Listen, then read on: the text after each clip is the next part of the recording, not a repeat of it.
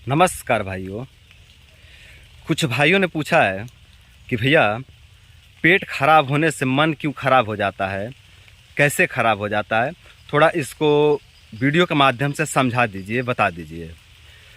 तो देखिए दोस्तों, अगर हम बात करें कि पेट खराब होने से मन क्यों खराब होता है, अगर हम इसको स्पष्ट करें तो इसको ऐसा समझ लीजिए कि जब पेट कमज़ोर होता है या पेट खराब होता है, पेट गड़बड़ होता है, तो केवल पेट ही खराब नहीं होता या केवल पेट ही कमज़ोर नहीं होता है।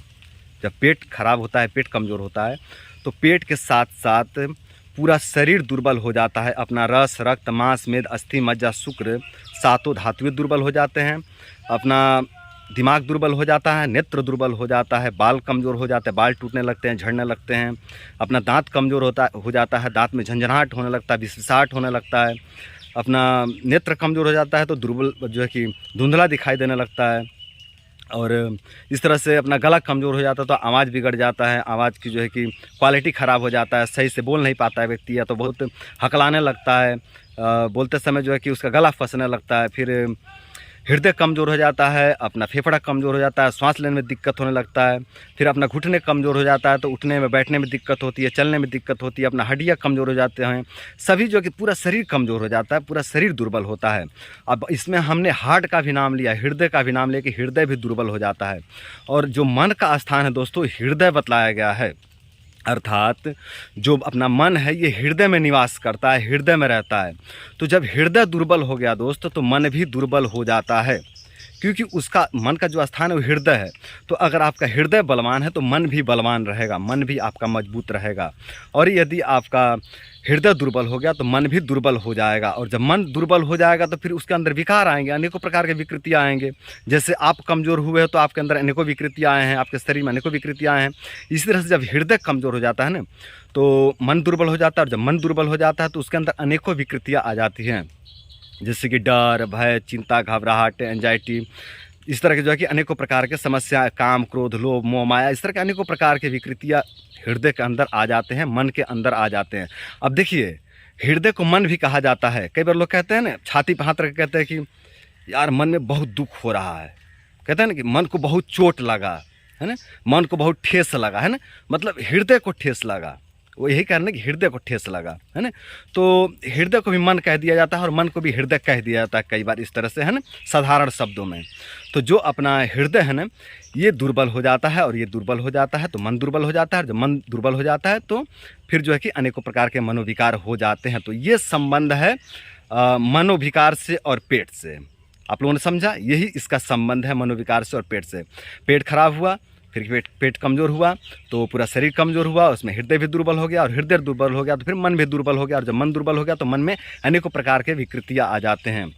जैसे कुछ लोग कहते हैं ना कि रोने को मन कर रहा है ना, किसी को मारने का मन कर रहा है, कुछ खाने का मन कर रहा है ना।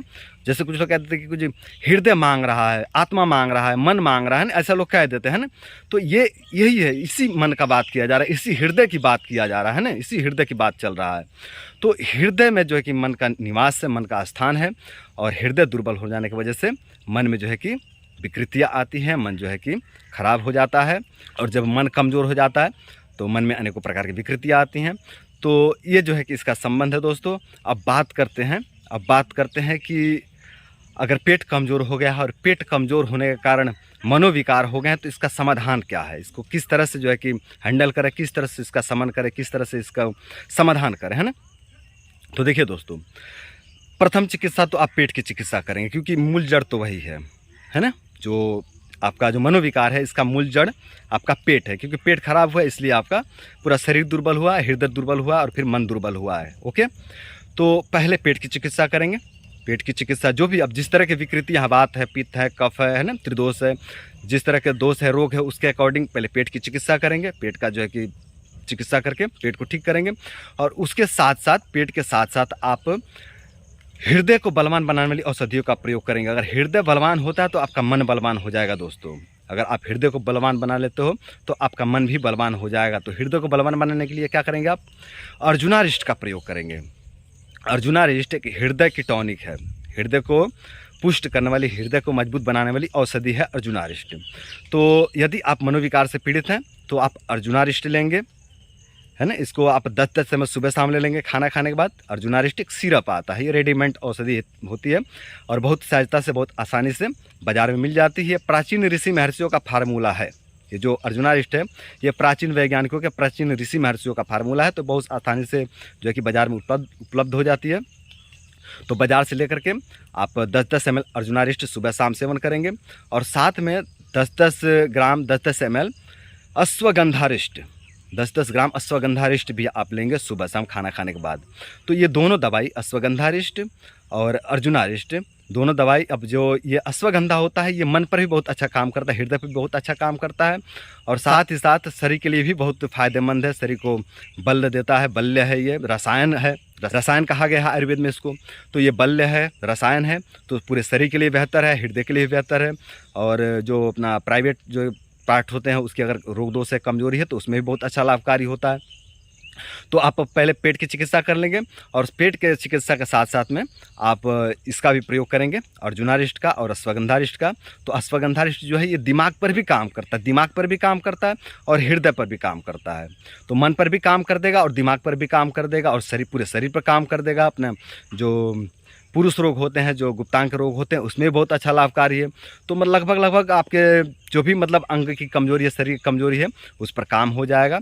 तो आप जो है कि पेट की चिकित्सा करेंगे, अर्जुनारिस्ट लेंगे और अश्वगंधारिस्ट लेंगे और इन औषधियों का प्रयोग करके आप अपने शारीरिक रोग और मानसिक रोग को दूर करेंगे, अपने शारीरिक कमजोरी और मानसिक कमजोरी को दूर करेंगे।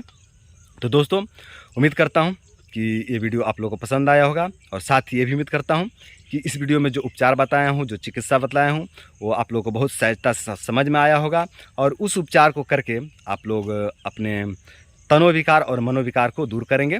तो आज के लिए इतना ही। नमस्कार।